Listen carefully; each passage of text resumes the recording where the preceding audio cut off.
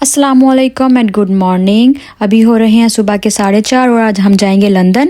बिस्मिल्लाह करके अपने सफ़र का आगाज़ करते हैं। अब हम जाएंगे कोच स्टेशन। जैसे ही मैं कोच स्टेशन पहुंची मेरी कोच खड़ी थी, सो मैं जल्दी से कोच में जाकर बैठ गई और 5 मिनट के बाद कोच चल पड़ी।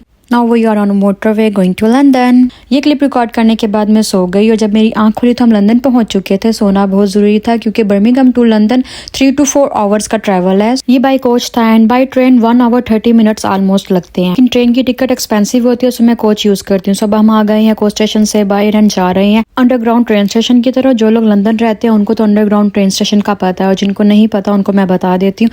अंडरग्राउंड ट्रेन स्टेशन यानी कि ये सिटी के अंदर ही चलती है, एक स्टॉप से दूसरे स्टॉप जाने के लिए। सबसे फास्ट रूट है क्योंकि अगर हम बाई रोड जाएंगे तो लंदन में ट्रैफिक बहुत होती है, हम लोग अपनी यूनिवर्सिटी एंड ऑफिस टाइम पे नहीं पहुंच पाते। तो यहाँ पे 99% लोग अंडरग्राउंड ट्यूब यूज़ करते हैं, जिसके लिए सबसे पहले हमें टिकट बाय करनी पड़ती है। और ऑस्टर कार्ड भी यहाँ पे चलता है। ऑस्टर कार्ड भी मैं आपको बताऊंगी क्या होता है, लेकिन मैं अपना ऑस्टर कार्ड आज घर भूल आई थी जिसके ऊपर मुझे 50% ऑफ था, जो कि स्टूडेंट कार्ड था मेरा। सो उसका भी मैं बताऊंगी। स्टूडेंट कार्ड का भी एक ऑस्टर कार्ड होता है और दूसरा भी। सो अब मुझे फुल फेयर पे करना पड़ेगा। So full fair return ticket मुझे £13.40 की पड़ी है, जो कि एक्सपेंसिव था। अगर मैं स्टूडेंट कार्ड लाती तो मुझे ये हाफ में पड़ता। सो अब हमने £10 कैश दिए एंड बाकी कॉइन्स ऐड किए £13.40। सो आज मॉर्निंग में ही सुबह सुबह मुझे £7 का नुकसान हो गया। खैर लेट्स गो। तो ये मेरी टिकट आ गई है जो कि ओनली रिटर्न टिकट है, जिसमें मैं खाली 2 दफ़ा ट्रैवल कर सकती हूँ, जा सकती हूँ और वापस आ सकती हूँ। आप फुल डे रिटर्न भी ले सकते हैं, उसको आप अनलिमिटेड टाइम यूज़ कर सकते हैं। सो अब हमने यहाँ पे अपना कार्ड स्कैन किया एंड ये डोर ओपन हुआ। Now we on go downstairs. जैसे ही मैं नीचे पहुंची और मेरी ट्रेन ऑलरेडी खड़ी थी, जो कि डिस्ट्रिक्ट लाइन थी। वैसे मैं ज़्यादातर सर्कल लाइन यूज़ करती हूँ। मॉर्निंग का टाइम था, लोग अपने ऑफिस यूनिवर्सिटीज़ के लिए ट्रैवल कर रहे थे, लोगों के पास बैठने के लिए जगह भी नहीं थी। खैर आहिस्ता आहिस्ता ट्रेन में रश कम होता गया एंड फिर ये खाली हो गई। अब हम अपने स्टॉप से बाहर निकलेंगे। जिस स्टॉप पे हमने पहुंचना था इसको चेकआउट किया हमने and door open, let's go. हम जिस स्टॉप पे उतरे हैं वो लंदन का लिवरपूल स्ट्रीट स्टॉप है। सो ये लंदन की लिवरपूल स्ट्रीट है। आज हम स्टार्ट करेंगे लंदन की लिवरपूल स्ट्रीट से। तो ये है वो लंदन की लिवरपूल स्ट्रीट जो कि काफ़ी फेमस है, लंदन ईस्ट में है ये। इसके पास ही लंदन ब्रिज है। So this is me. वैसे तो मैं लेट हो रही थी, लेकिन मैंने सोचा जल्दी जल्दी आपको थोड़ा सा लंदन की लिवरपूल स्ट्रीट भी दिखा दूँ। इसके बाद मुझे कुछ प्रिंट्स निकलवाने थे, जिसके लिए मैंने पोस्ट ऑफिस जाना था। ये लिवरपूल स्ट्रीट स्टेशन की मेन एंट्रेंस है। इनके ये स्टैचूज ही इनका मॉर्निंग व्यू बयान कर रहे हैं। मॉर्निंग में सेम लोग नजर आएंगे, जैसे ये अंकल आंटी अपने अपने बैग उठा अपने कामों पे जाते नजर आ रहे हैं। पोस्ट ऑफिस से प्रिंट करवाने के बाद अब हम भी अपने काम पे जाएंगे, जिसके लिए आज हम स्पेशल लंदन आए हैं। ये है वो जगह वीजा एप्लीकेशन सेंटर, जिसके लिए आज हम स्पेशल लंदन आए हैं। अभी मेरी अपॉइंटमेंट में पूरा 1 घंटा था, सो मैं बाहर बैठ के अपनी बारी का वेट कर रही थी। इतने में मेरी नज़र पड़ी इन छोटे सरदार जी पे, जो कि बहुत क्यूट लग रहे थे। बस ये वो नस्ल है जो पूरी दुनिया घूम लेगी और इनको पता ही नहीं होगा कि ये डांस करते करते पूरी दुनिया घूम आए। इतने में मेरा भी टाइम हो गया और मैंने टोकन नंबर लिया और अपनी बारी का इंतज़ार करने लगी। मैंने अप्लाई किया था ग्रीस के लिए शेंजन वीज़ा। शेंजन वीज़े के लिए जो जो डॉक्यूमेंट्स की रिक्वायरमेंट है, जब मेरा वीज़ा लग के आएगा उसके बाद बताऊंगी। अगर तो आप इंग्लैंड में आए तो आप खुद अप्लाई कर सकते हैं, आपको किसी कंसल्टेंट की ज़रूरत नहीं।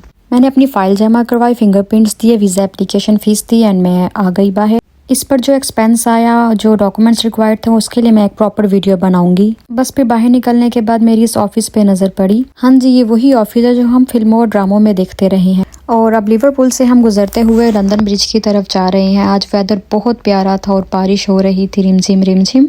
आज मैं आपको कुदरत के नज़ारे और लंदन की तरक्की का एक छोटा सा हिस्सा दिखाऊंगी। सबसे पहले तो आप ये sea side view with black clouds देखें, जिसको देखने के बाद आंखों को एक ठंडक और एक सुकून सा मिलता है। पता नहीं वीडियो में ये उस तरह का व्यू आ रहा है या नहीं, लेकिन रियलिटी में ये इस व्यू को देखने के बाद इस जगह से जाने का दिल नहीं करता। खैर इस पुल से हम नीचे भी जा सकते हैं बिल्कुल सी के पास, लेकिन मैं वहाँ नहीं जाऊँगी क्योंकि आज बारिश हो रही है, रोड स्लिपरी है। चलो आगे चलते हैं, अभी आपको दिखाने के लिए बहुत कुछ है।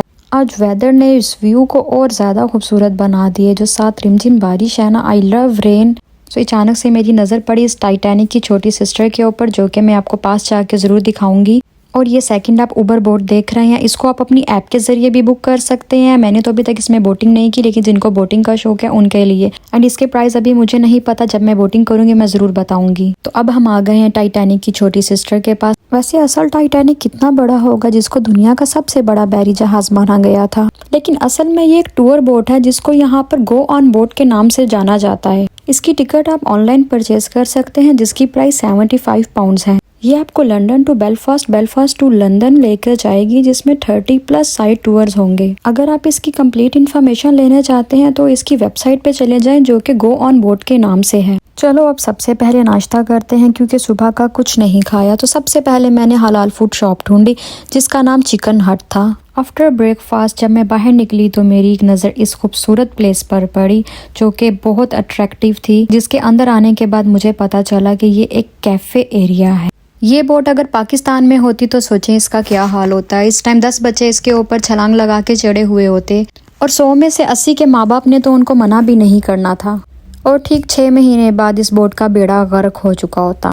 ठीक है, इसके साथ Costa coffee and cafe pizza है। यहाँ पर हर कोई कॉफ़ी को अपनी रूटीन में ज़रूर इस्तेमाल करता है, यूके के वेदर की वजह से। जब मैं यूके आई मुझे भी बहुत सर्दी लगती थी, और सबने मुझे बोला कि कॉफ़ी पिया करो।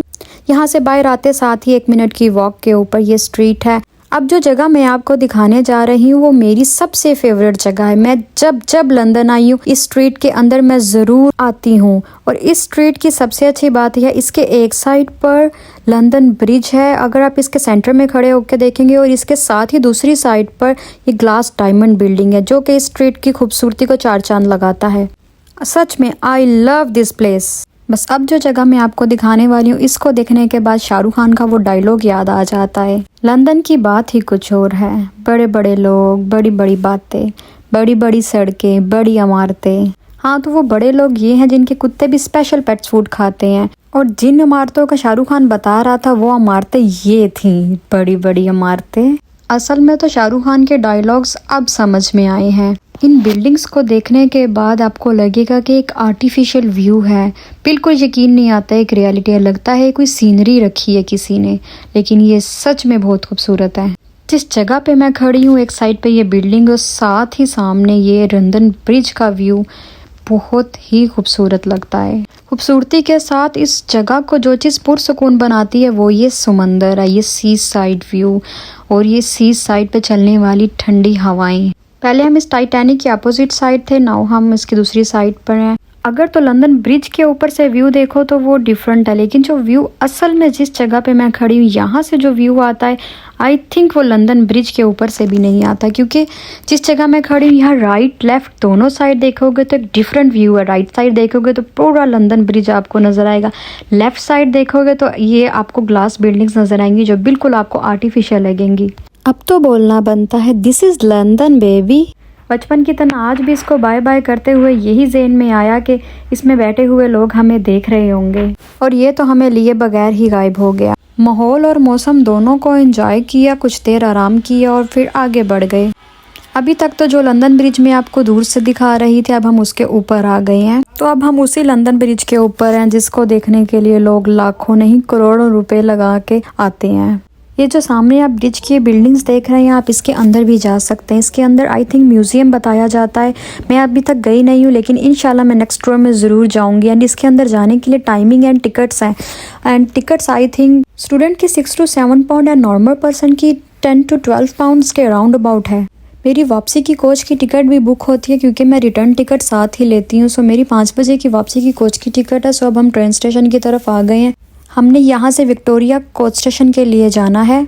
यहाँ से हम यूज़ करेंगे वही underground tube and Victoria train station जाएंगे, एंड उधर से bye walk Victoria coach station जाएंगे, जहाँ पे हमारी बस हमारा वेट नहीं कर रही होगी। हमने टाइम से पहुँचना है, क्योंकि यहाँ 2 मिनट पहले डोर बंद कर दिया जाता है। बस आपके सामने भी खड़ी हो तब भी आपको अंदर एंटर नहीं होने देते। अपने ही ख्यालों में ज़्यादा आगे निकलने की वजह से मैं अपने स्टॉप से 3 स्टॉप आगे निकल आई थी, जहाँ से अब मुझे वापस जाने की ट्रेन लेनी थी। सो मैं बाहर निकली और मैंने अंडरग्राउंड ट्रेन स्टेशन के अंदर ही इतने प्यारे ये व्यूज़ देखे, क्या आर्ट है यार।